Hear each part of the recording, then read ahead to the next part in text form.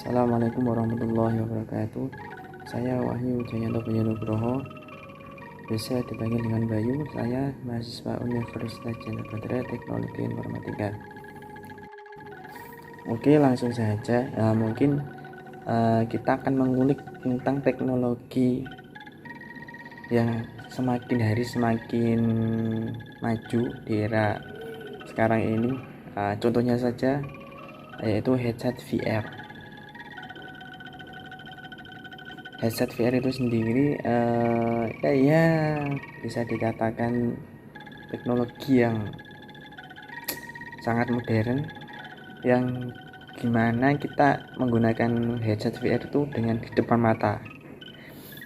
Kalau dulu kan mungkin kita semua pasti akan dimarahi kalau kita semisal nonton TV berdekatan, katanya mata kita akan menjadi rusak. Tapi bukannya mundur, tapi dengan teknologi VR itu kita semakin dengar dengan layar.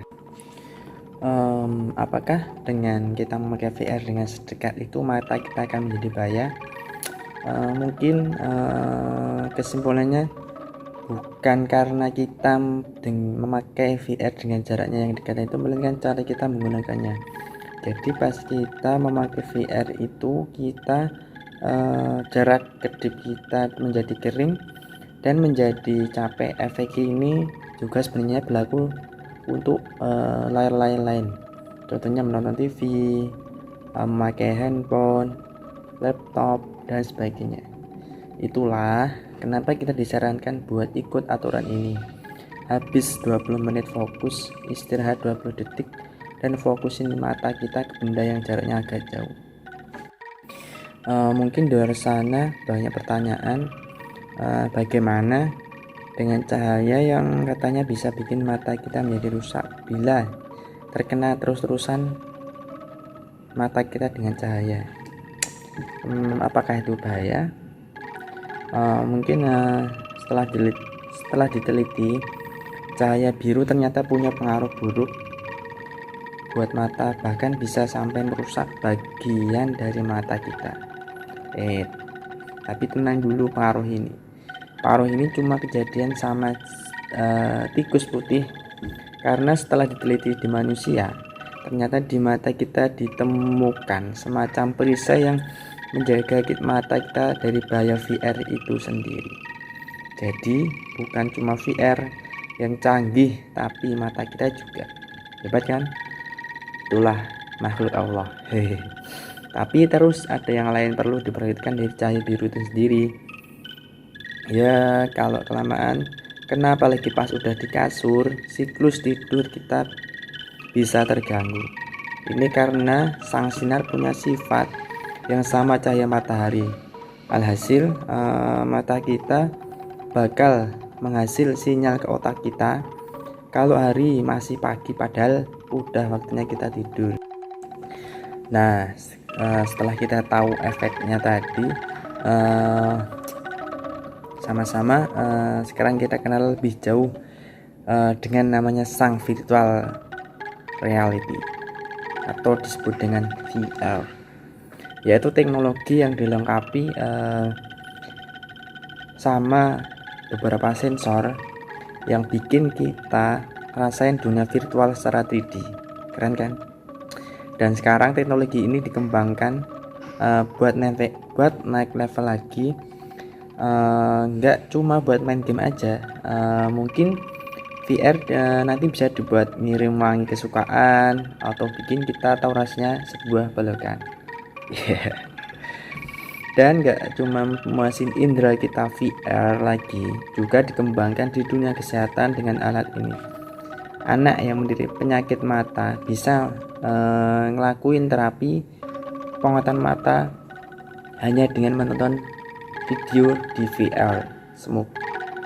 Semoga VR ini bisa kita ikut ngobatin nggak cuma penyakit mata aja, tapi juga penyakit lainnya.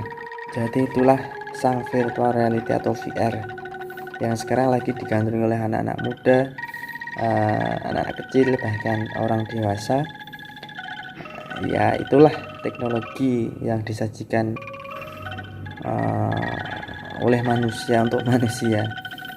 Tinggal bagaimana kita mengaplikasikan kehidupan kesehari-hari. Mungkin di atas tadi sudah saya sampaikan efek dari baik menggunakan VR dan juga efek dari kelemahan memakai VR.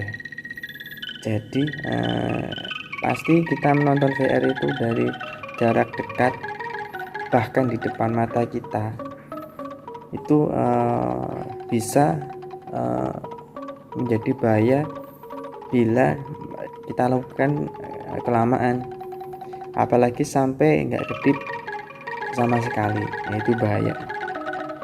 Jadi tinggal kita sendiri yang mengaplikasikannya, bagaimana supaya mata kita dan badan kita tetap sehat. Mungkin demikian penjelasan tentang virtual reality atau VR yang mungkin masih diambang sempurna. Mohon maaf, saya masih dalam tahap belajar.